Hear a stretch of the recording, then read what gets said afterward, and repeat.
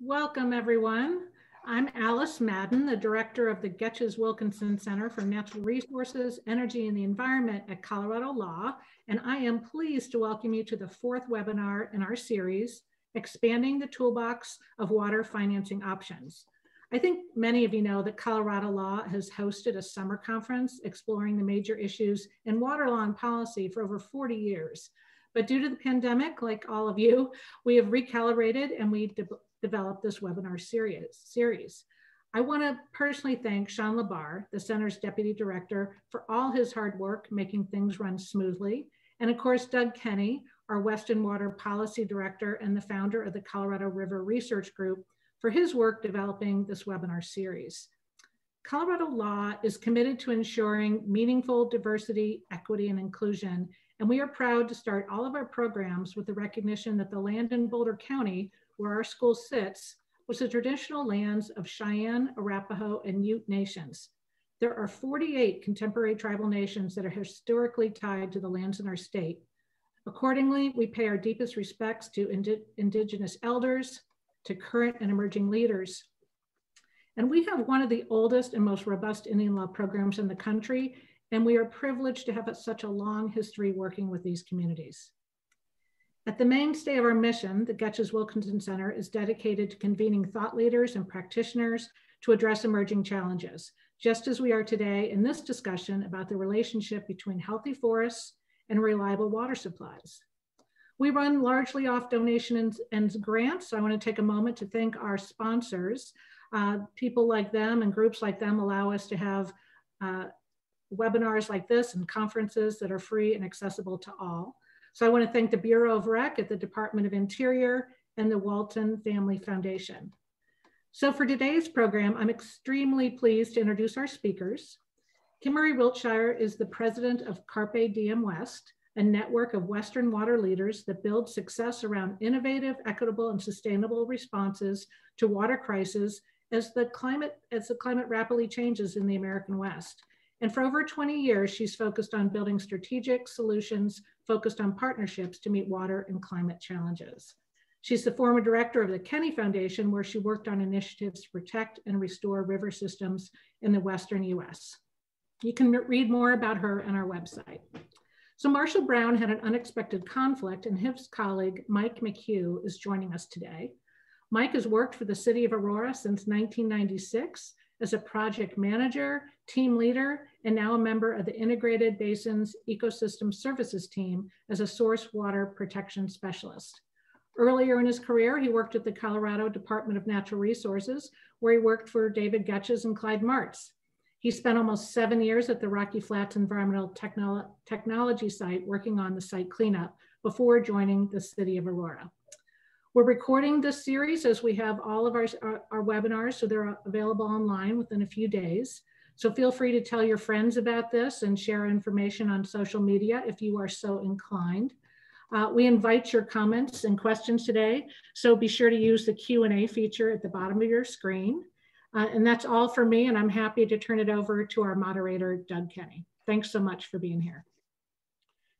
Thank you, Alice.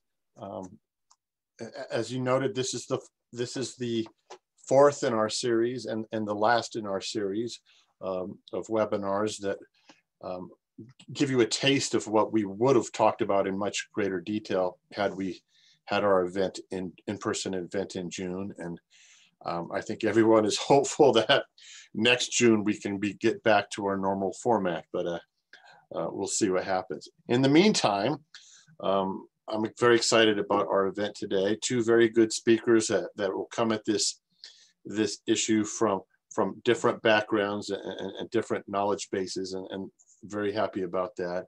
And of course, our event today is happening against a backdrop of pretty overwhelming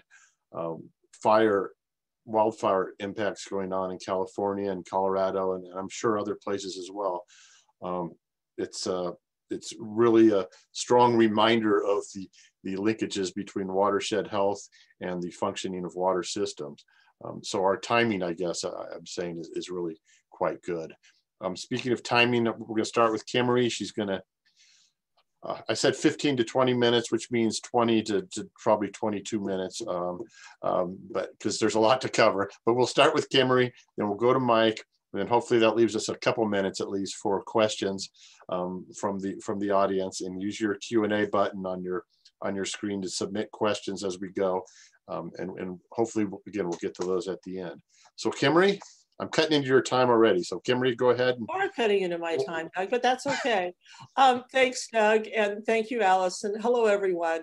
So I'm going to talk about investments to get our water source forests a lot healthier. So I'm going to give the overview, and then Mike's going to come in and talk about some more specifics. And so, of course, you know, fire is going to continue to dominate the Western landscape, but if we can get these forests just maybe a little bit more resilient, hopefully we'll see wildfires that don't just incinerate the landscape. So I'm going to focus on restoration investments in national forest lands that are a critical source of downstream water supply, on average about 60% of the water that we use in the American West. So as I summarize various types of investments for Western forests, I'll be reminding you as I go along of 2 points. One is scale, and the other is partnerships. So let's just quickly put into perspective scale with an example. Many of you are familiar with the Forefry Initiative. That's the forest restoration project in 4 national forests in Northwest Arizona. The estimate is that about 2 million acres need to be treated over the next 20 years. So generally speaking, restoration costs are around $1,000 an acre. More if you have to, for example, do thinning via helicopters, less if the access is fairly easy. Sometimes the wood products taken out by thinning can help offset the costs, but doing that is really complicated as heck, and it won't work for too many projects. So if we use that $1,000 per acre amount on those 2 million acres, that's $2 billion over 20 years for just 4 national forests in the West. Sustainable Northwest, an organization that many of you may be familiar with, estimates that there are about 2.2 million acres in Oregon and Washington that need prescribed burning and thinning. Again, at $1,000 an acre, do the math. And just to make sure that you're all paying attention, in 2016, the federal government spent about $2 billion on fire suppression, which at that time worked out to about $3,580 per acre on average. So that doesn't include state and local suppression costs, infrastructure and housing replacement, ecosystem restoration, water quality protection costs, wildlife habitat, productive soil loss, roads, power lines, recreational facilities, and greenhouse gas emissions, along, of course, with the incalculable cost of the loss of human lives. So let's move on to partnerships.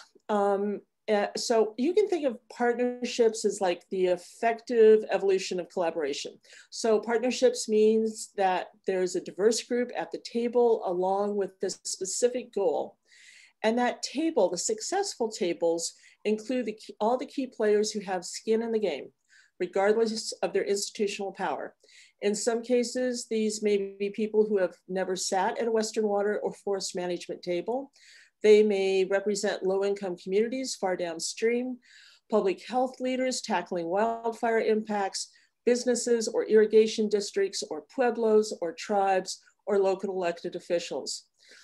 So why is this important to have these diverse tables, these diverse partnerships? So, you know, climate change is bringing challenges we never even thought of a few years ago. And the money needed to implement these restoration projects is just staggering. So for solutions to be successful over the long term, they need to be championed by durable partnerships that leverage all the available political and funding connections and reflect a broad range of perspectives. So Mike's going to talk about the successful partnerships on the Front Range, and I'll focus on a few more later in my comments. So let's talk money.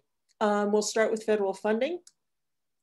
Obviously, there's direct funding from the Forest Service's Regional Forest or the local district. However, there's not much in the pot right now for two reasons. First is that congressional appropriations for the Forest Service's budget over the past few years have included anywhere from a 0 to 4% increase. That, of course, won't begin to keep up with all the high priority restoration projects. On top of that, right now, the Forest Service is scrambling to find money for BEAR, the Burned Area Emergency Response. That's the team that goes in right after a wildfire to do damage assessment and to figure out how to most immediately mitigate the impacts. So way too many wildfires already this year, not enough money.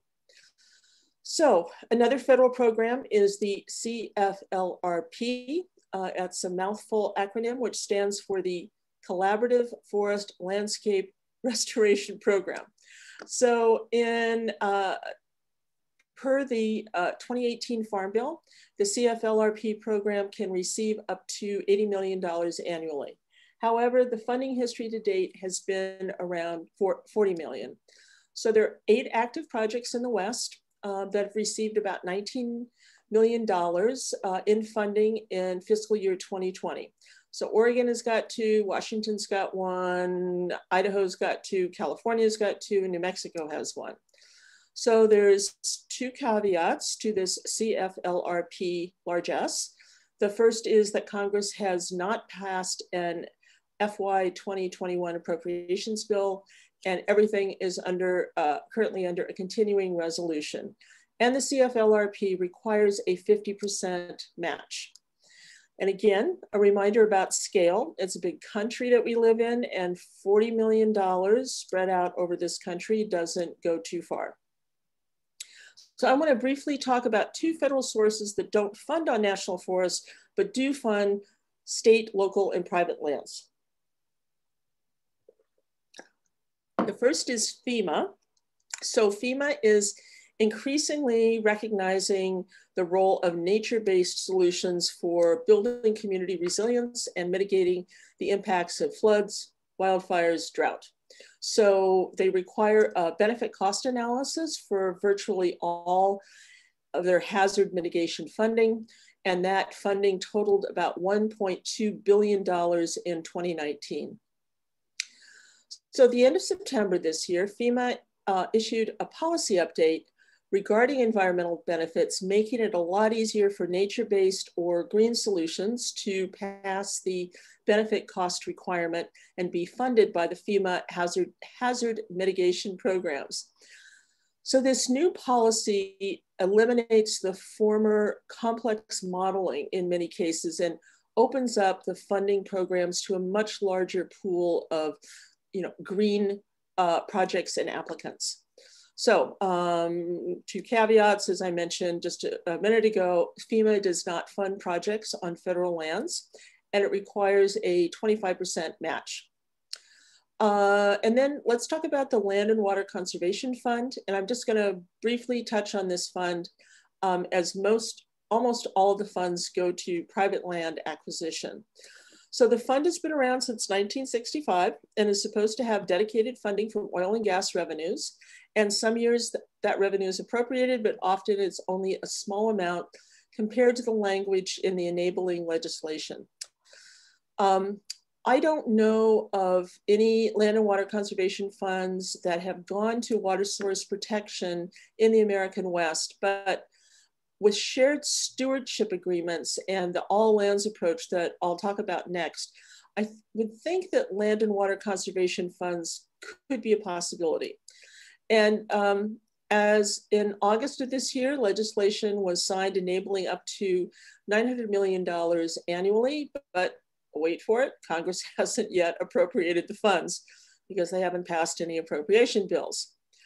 All right, so let's talk next about state federal partnership investments and shared stewardship agreements. So shared stewardship agreements between the Forest Service and individual states have been signed by every Western state to date. So in general, these agreements, which they're all land agreements. So in other words, they include federal, state, and private lands. They cover that they're shared science along with coordination of the scale and scope of high priority hazardous fuels treatment. So the Forest Service does not, at this point, bring any specific pot of money to the table. And interestingly, there's a couple of missing players from these agreements. One is the water agencies that rely on water supply from these forests. And the second are tribal interests. They have also not been at the table. So in California, the shared stewardship agreement is a little different in that this agreement calls for the state and the Forest Service to work together to improve, well, or to manage, to make healthier 1 million acres of forest lands a year. So last year, the state, California, made a $1 billion 5-year commitment to do that. And of course, once more, even though we have these horrendous wildfires, there are some caveats. California's share of the funding relies on cap and trade auction revenues. And this spring, thanks to the pandemic, there wasn't much auction activity. It does, though, look like revenues will pick up this fall. Second, $1 billion over 5 years sounds like a lot until you remember that scale thing. $250 million a year is good, and at least 2 to 3 times that amount is needed. And last but not least, the federal government hasn't yet provided a match for California's $1 billion. So next, let's talk about public revenue measures. So I'm just going to talk about bond measure and a sales tax increase. And I only have 2 examples because we haven't had any others in the American West.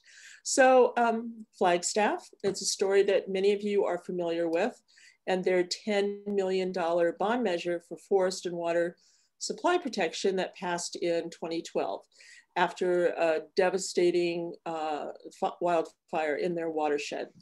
So this was the first time that public bond funding was used for water source protection in the West. So I have 3 favorite stories from this work. So during the campaign, it was wildland firefighters who went door to door asking residents to vote to pass the bond measure. And of course, who's going to turn down a firefighter?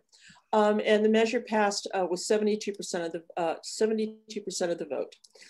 And then the second is that when the city said to the bonding authorities, okay, we want a bond, we want this $10 million for forest restoration and protection. Initially, the bond companies dug in their heels saying, we don't do things that don't involve a lot of cement. And the city was able to show them that their water infrastructure was the forests. And the bonding authority guys finally agreed. And then last, and this goes, sort of a common theme, if you build it, they will come. 7 years after the passage of the bond measure, an additional $7.2 million has been raised, federal, state, tribal, and private funds. The other quick example is Chaffee County, a sales tax. So in 2018, Chaffee County in Western Colorado, residents passed a sales tax increase that would provide about $1 million a year. So this sales tax increase does fund water source protection projects, but it's also a bit of a grab bag. It funds rural land protection, recreation interests, etc. And as we know, $1 million is much better than a poke in the nose, but it still doesn't get you too far. So we did an analysis a couple of years ago to determine how many Western communities depend in large part on water sourced from national forests upstream. We counted 54, ranging from Los Angeles to Bozeman to Eugene to Santa Fe. And we further assessed which communities might be good candidates for public revenue measures based on a number of factors, including local leadership, the municipality's current level of bond indebtedness, the current risk level for wildfire impacts on the community's water supply. And we came up with 12. And over the past couple of years, we've added another 5 to that list. And after the horrendous wildfires this year, I know that there will be more that will be added. So let me talk briefly about regional partnerships, which I like to characterize as everything up to and including the kitchen sink. So the Rio Grande Water Fund. So the middle and upper stretches of the Rio Grande and the tributaries provide water for about about 1 million people. That includes Albuquerque, Santa Fe, Pueblos, other communities. So there've been any number of wildfires over the years along the river. Probably the most infamous one, well, at least until now, was the Los Conchas fire. And after the fire and the monsoon rains that came after that wildfire, that's when Albuquerque had to shut down its water intake to the river because the river ran black with ash and debris for almost a week. In the Santa Clara Pueblo, where folks have lived since 1200 BC, 16,000 acres of lands sacred to the Pueblo also burned, including much of their watershed. So the Rio Grande Fund was started about 6 years ago because everyone knew that it's a matter of when, not if, the next devastating wildfire will hit the basin. So over the past 6 years, this group has treated about 140,000 acres with thinning, controlled burns, and managed natural fires. They've got about 330,000 acres in the planning pipeline. They've raised $5.3 million in private funding. They've leveraged another $49 million in public funding. They estimate that they have supported about 1,400 forest jobs, and that all of this has had $120 million in total economic impact. So this partnership includes everyone from the city of Albuquerque to local foundations, the Bureau of Reclamation, the Nature Conservancy, other environmentalists, pueblos, acequias, local businesses. The fund is also a favorite of New Mexico elected officials, including its 2 US senators. So let me move now west to California. So let's talk about the French Meadows project. So in 2014, the massive King Fire burned along key tributaries to the South Fork of the American River, which is an important source of downstream water. So the cost to put out this 97,000 acre fire was $91 million. And of course, just a reminder, we can add all those other costs to it, from wildlife habitat to loss of productive soil, water quality, power lines, etc. That is not calculated at all into the $90 million. So the King Fire was the impetus for the 28,000 acre French Meadows project. So this area is just to the north of the King Fire, and it includes tributaries that flow into the middle fork of the American River, which is also a critical watershed for water supply and hydro production. The project is just a really interesting partnership. So it includes the Forest Service, which manages most of the land within the project, Placer County Water Authority, which manages 2 reservoirs downstream for municipal water and hydropower, the Nature Conservancy, the Sierra Nevada Conservancy, Placer County, a business partner in the hydropower project, the American Rivers Conservancy, which is the adjacent private landowner, and the Sierra Nevada Research Institute at UC Merced. So to date, the project partners have raised about $12 million out of an approximate $17 million budget for the whole project. Work started this year on restoration and thinning. So the 12 million raised so far includes 1.8 million for planning and permits. And so this is one of the most important aspects of this partnership. So while still maintaining overall oversight, the Forest Service agreed to let the French Meadows partners take on the NEPA costs and management. So as you can imagine, this accelerated the project by years.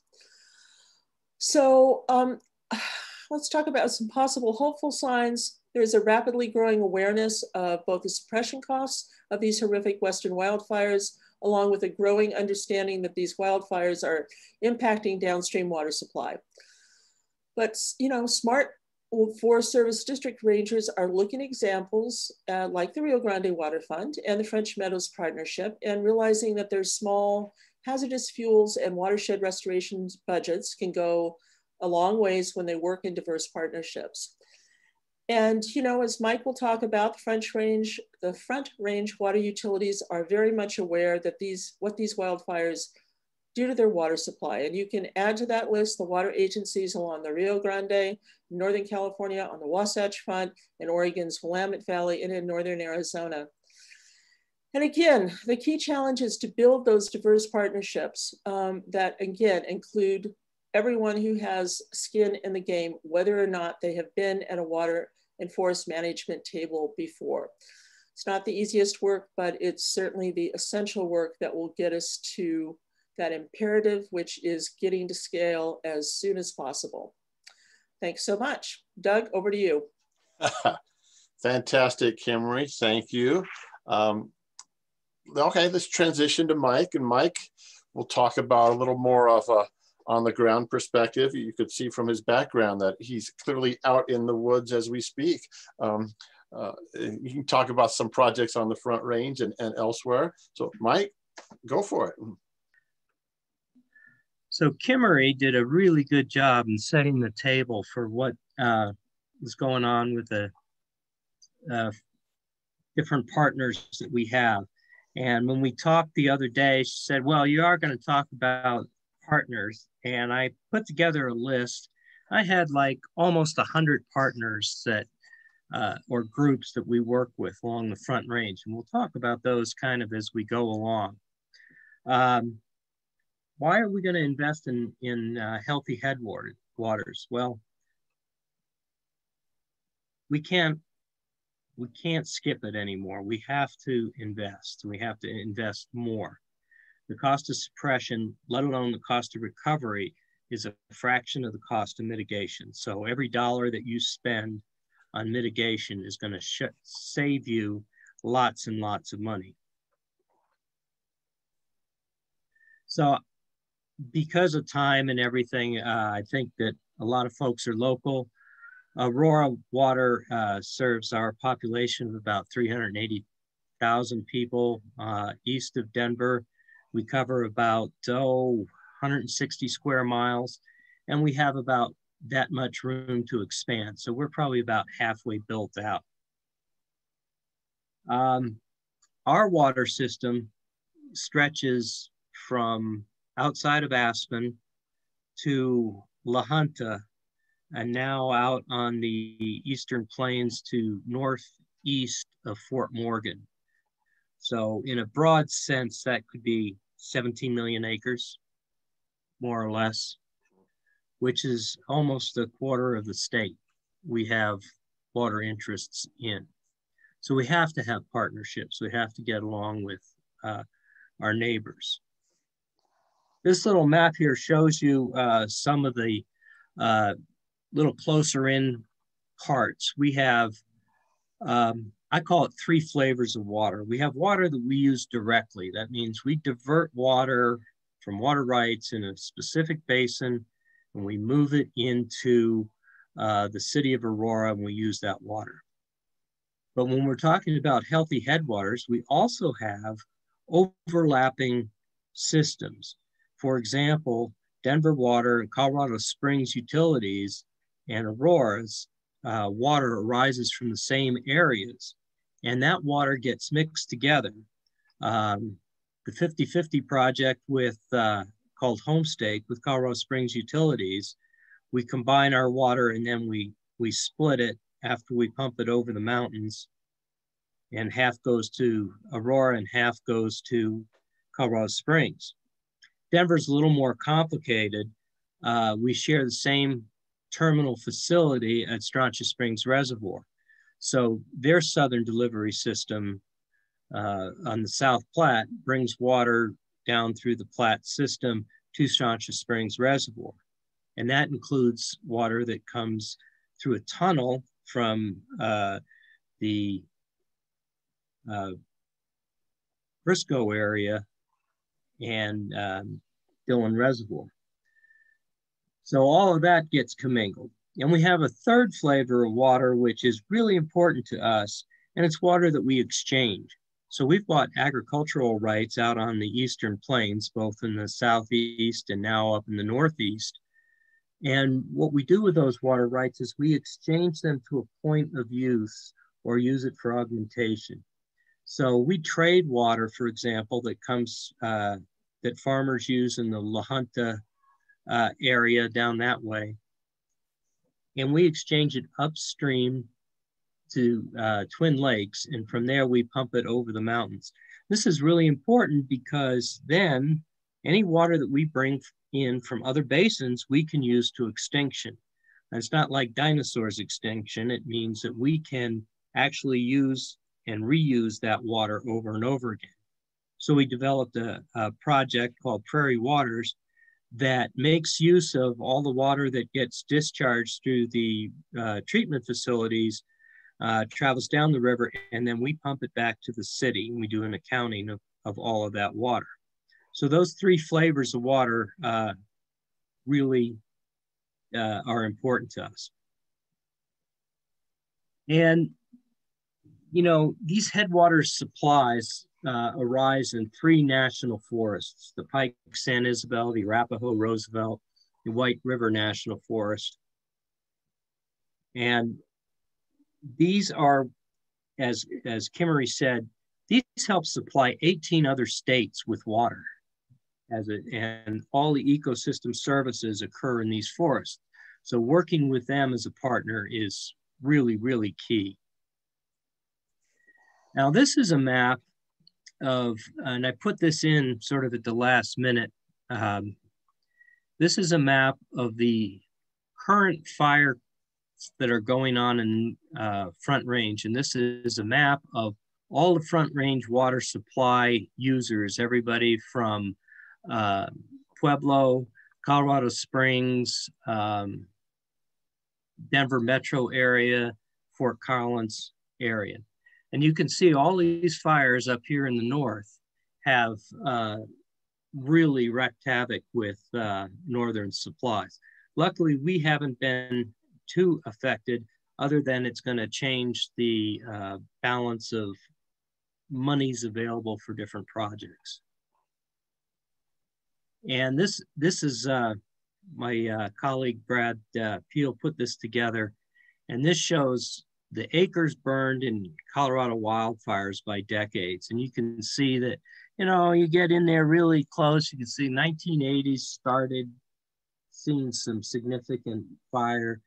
The 1990s, we had the Buffalo Creek fire. I'll talk a little bit about that. And then in the 2000 and 2010s, it really bumped up there. And the last bar over there is 2020. That's 1 year of a decade. And we're already past the halfway mark of the previous decade. So that's really significant. That represents more than it's about 640,000 acres that have burned this summer. And at 640 acres per square mile, you can do the math. That's about 100,000 square miles. I like it when it all works out like that. Geologists don't like math that much. Okay, so what's happened to get us into this situation? What's happened to our forests? They've been neglected for a long time. And then starting in the 1900s, aggressive suppression has allowed an unhealthy amount of fuels to build up in them. Here in the West, we've had insects and disease take a large toll. I think we've lost over 2 million acres of lodgepole pine in Colorado. The COVID virus has really led to an mass migration of people out of the cities into the forest to enjoy them. And unfortunately, they don't remember to put out their campfires or take their trash and some other things. So the forests are basically being loved to death. And then finally, the Forest Service, who's responsible for all of this land, they have huge stresses going on right now. Staffing issues, it's amazing that it's hard to get people hired in the federal system. Fire suppression costs keep going up. Recovery costs on Forest Service lands are very expensive, and sometimes they get short shrift because they run out of money. And with all of these stresses, there's little funding left over for their basic keep the lights on programs and pre-fire mitigation. So when we're planning for wildfire, we look at the mitigation, we call it the three legs of the stool: pre-fire mitigation, suppression, and recovery. So Kimery started talking about the real true cost of wildfires.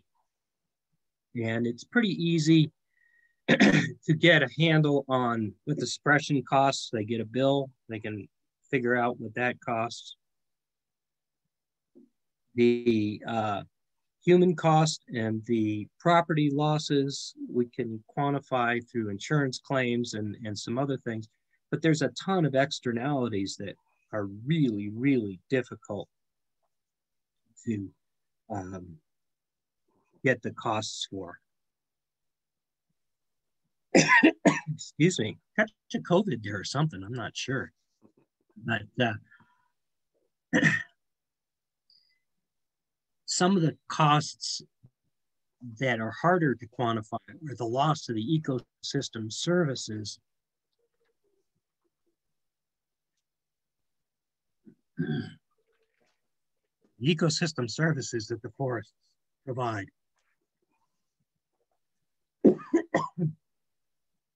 We get a reduction in storage in our reservoirs due to siltation. And there can be a disruption of the hydrologic cycle where the actual changing of the runoff in cycles can reduce your water rights yields.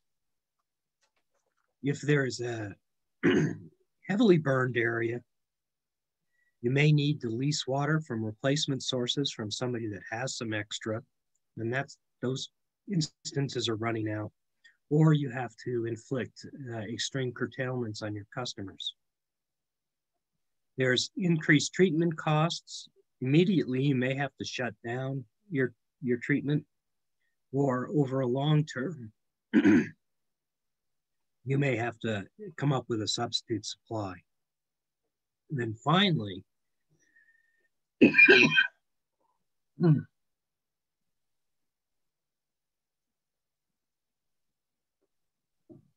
sorry about that. You can lose your customers, loss of reputation and goodwill because of taste and odor problems that persist.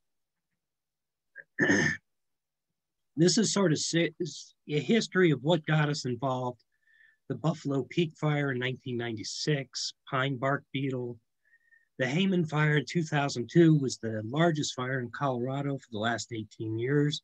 We've skated past that with about 3 or 4 fires already this year. I think the big turning point for me was the Pinchot report that Denver Water had commissioned. And it showed the threats to the Front Range water supply, much like that first map.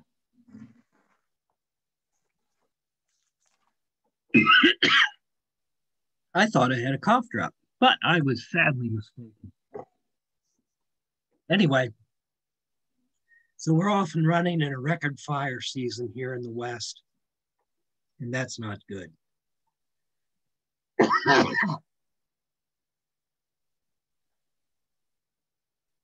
So what have we done? Well, we are active in the Front Range Roundtable. We have put together a watershed wildfire protection work group. We are budgeting wildfire protection mitigation up front in our operations budget. We've been a member of the Healthy Headwaters team for a long time, although I don't sound too healthy today. And We've negotiated memorandums of understanding with the Forest Service, and we basically spend about $300,000 a year on projects right now. We do fund directly out of our operations budget, but we're always looking for partners and corporations and other nonprofits to match our donations to expand the use of our taxpayer money. So here comes the organization and partners. Obviously, we have to work with the Forest Service. We have to work with the Colorado State Forest Service, the state agencies, the Colorado Department of Health, Colorado Department of Natural Resources are key to working together. Specifically within DNR, we work with the Colorado Water Conservation Board, who spends a lot of money on our projects. We work with the Department of, it's actually CSU now, that has the State Forest Service. We have local governments that match, nonprofits, homeowners associations, and nonprofits.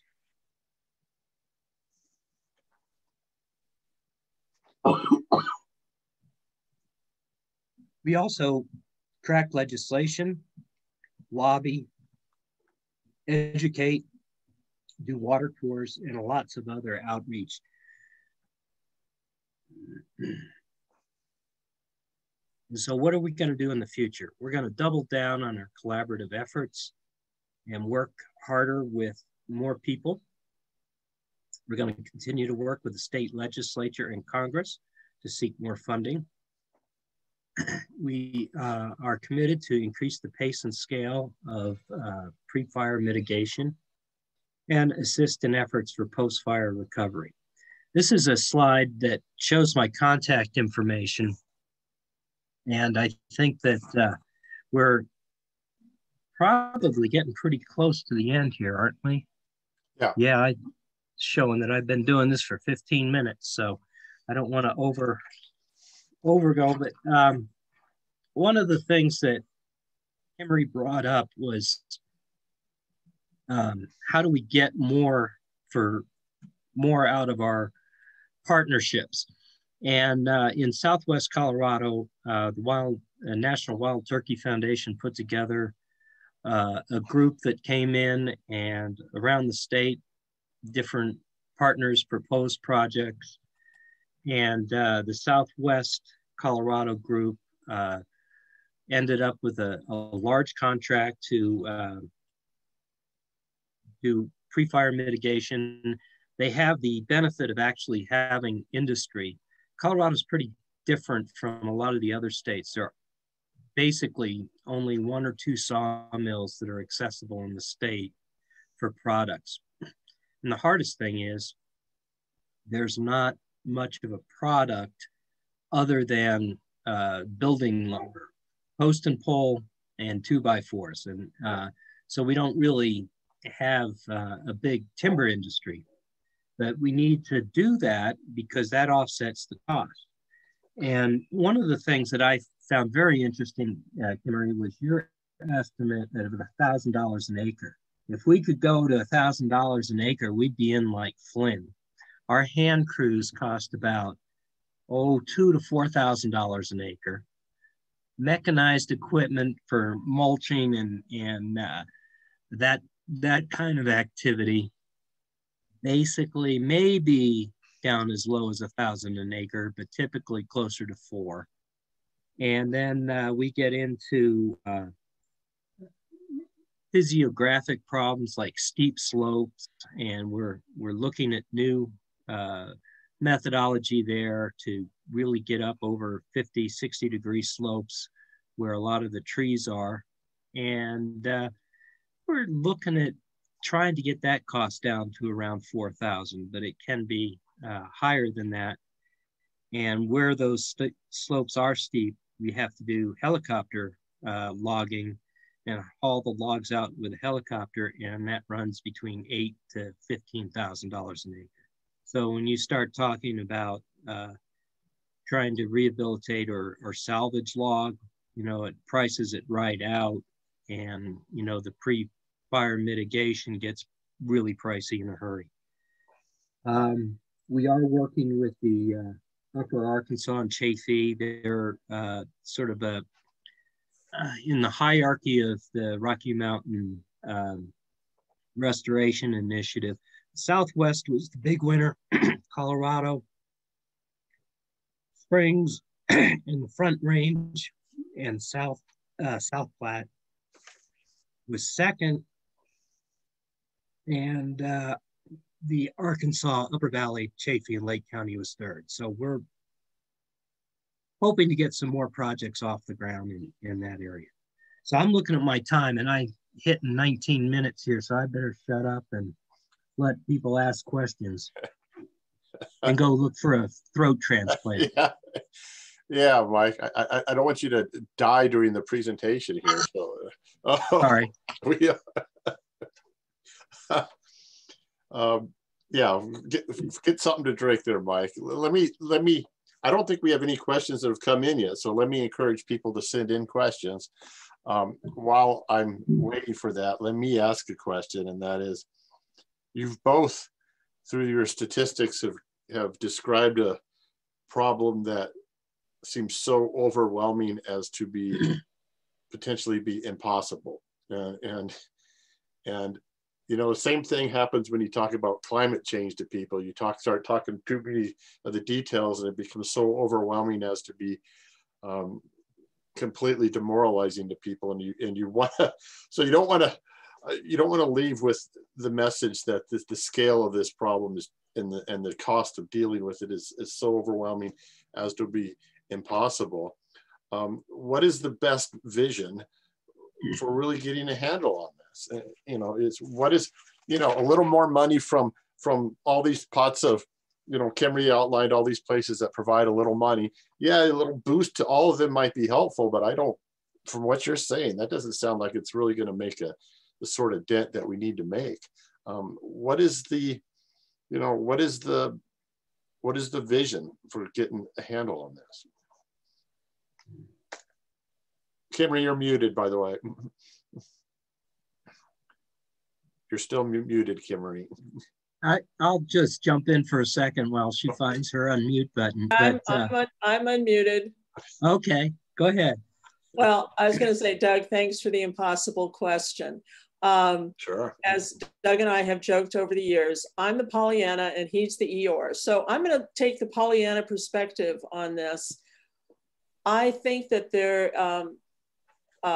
obviously there needs to be a lot more federal money. And I think there can be more federal money if we're also looking at a jobs program. Under the current administration, probably not, possibly under a new administration. You know, when you think about partners, you also need to think about bringing more partnerships. You need to think about bringing more partners in. And one of those that we're talking about a lot about in California is indigenous prescribed burning practices. And that, Mike, will bring down the cost per acre if we're looking at prescribed burning. So those are a couple of options right there. Yeah, I agree. I think that prescribed burning is something that has been curtailed a bit in Colorado after the North Fork fire. It needs to be reinvigorated and looked at. And I think the biggest thing is that when you look at the cost of the suppression activities, that, you know, just the recent articles are saying, you know, $200 million for these fires in northern Colorado. And I think that's probably very wishful thinking on that estimate. Mm-hmm. You know, we need to set aside, you know, a larger chunk of money for that whole effort to get this pre-fire mitigation. And after you do the mitigation, you have to go back in and re-enter and keep it up like a garden. You know, you basically have to trim those little stems that are coming up all over the place.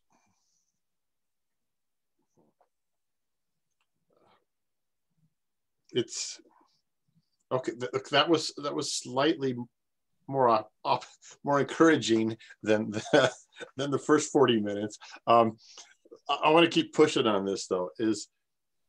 I mean, this idea that we need to take care of our forests, that we need to thin some fuels out, that we need to scale back fire suppression activities. You know, I heard all that 30 years ago in grad school, you know, or maybe more than 30 years ago. None of this is new. Is there any optimism, any reason to think that there's an appetite for doing that now? I mean, I think there's definitely a growing understanding of the impact that wildfires have on water supply downstream. Certainly the Front Range knows about this, but other communities are realizing this as well. And, you know, 81 people died in wildfires in 2019 in California. And that also tends to get people's attention, along with the, you know, just unbelievable number of acres that have burned. So I think it's a little different, Doug, than 30 years ago when you were also talking about a lot of the same things. Right, and the conditions of the forests have changed. We had a person that used to come to all of our Healthy Headwaters meetings that worked on the watershed condition framework. And if you looked at what those frameworks were, or that index that was in the 1960s and 70s, it's a totally different forest out there now. It's a totally different wilderness area. It's a totally different roadless area. You know, and the social license needs to be generated in order to get all of these things done. So your outreach is very important, and the partnerships become really important. And that's where working with the local fire departments, I mean, Kimery mentioned it before, who's more believable than when your local fire department comes down and says, you know, your house is going to burn, and there's nothing that we can do about it unless you help yourself. Colorado spent, I think it was $14 million over the last half a decade on taxpayer relief, 50-50 tax break for people that thin their yards in the WUI. And it's not just enough to thin your yard, you have to make sure your neighbors do it, because if your neighbors are going to go up in flame, chances are you haven't done quite enough to prevent your house from going up too. So you've got to get out there and work as a neighborhood, as a homeowners association, work with the local fire districts, get your CWPP plans at the county level done. It's you know, we can help ourselves out of this too. It's not just, you know, money all the time. Kimery, you mentioned California ponied up $1 billion over 5 years, I think. And that's a lot of money, but you also reminded us that it's a fraction of what's needed in the state. So I'd like to think, and tell me if this is what's happening, I'd like to think that given that there's not enough money to do everything, that California has a very strategic process that involves all these overlapping GIS maps of where critical watersheds are, where the most unhealthy watersheds are, where critical infrastructure is, yada, yada, yada, to get down to identify in a very logical, strategic, non-political way where to spend that money. Is that the sort of thing that's happening? And if not, is that what needs to happen? Well, that certainly needs to happen. And I will say that, as you know, we work around the American West, and we have seen a much better understanding by other states, New Mexico, Arizona, Colorado, Utah, about the importance of protecting watersheds. In California, a lot of the emphasis is on you know, these, heavens knows how many acres of dead trees, beetle bark chewed trees, especially in the southern Sierra Nevada. So a lot of emphasis on that. I would think that, I would hope that after this horrendous wildfire season, the creek fire burning through the San Joaquin, middle fork of the San Joaquin watershed, impacting irrigators downstream, Fresno, other communities, that there would be more emphasis on watershed protection. Yeah, in Colorado, most of the cities along the Front Range have actually done a prioritization. That's what the Watershed Wildfire Protection Work Group was formed to do right after the Pinchot report was rolled out by Denver Water to the rest of the water providers. My boss at the time said, this is your new job. I want you to make sure that we're working on this. Denver Water's done a great job. They spend more money than Aurora does. And they've been at it for the longest, and we've used their model of contributing to these projects, and we try to match that with NRCS money. If there's private lands involved, we try to get local governments involved. Summit County also has a sales tax now that is going for forest protection, as well as Chaffee County. I think there's several other counties looking at that. It's something that absolutely has to happen. And the part that kind of gets me, we've got to really support the industry that processes these. We like to say in Colorado that the average age of a logger is 65. The average age of a truck driver for those big lumber trucks is 60. That comes from the Colorado timber industry folks. You know, we just need more capacity in order to handle the trees. And that's hard. That is hard. All right, we are in our last minute here. So rather than wrap it up right now, I'm going to give you each an opportunity, if you want it, of 30 seconds or something.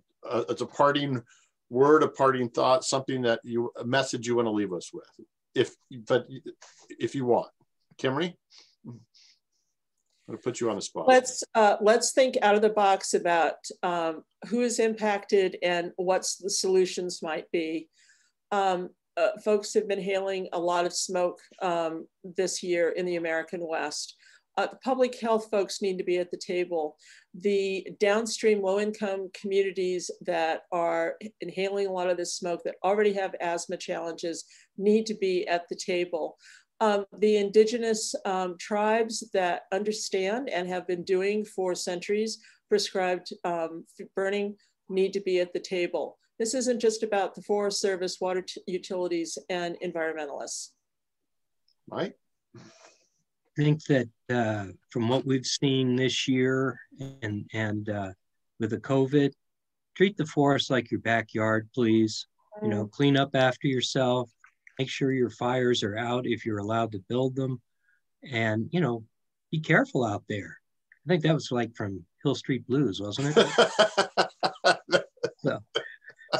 So from the fire standpoint, be careful out there. That is from Hill Street Blues. All right, that strikes me as a very good place to end. Thank you, panelists. Thank you, participants. Thank you, Sean, behind the screens and making this all work. This was a good conversation. I encourage people to follow up with Kimery and Mike offline if they want some more info. Good chat, everybody. And be careful out there. All right. Yeah, be safe out there. Yeah. Right. Thank you all. All right. Bye-bye. Thank you, Doug. Thanks, Sean. See y'all later.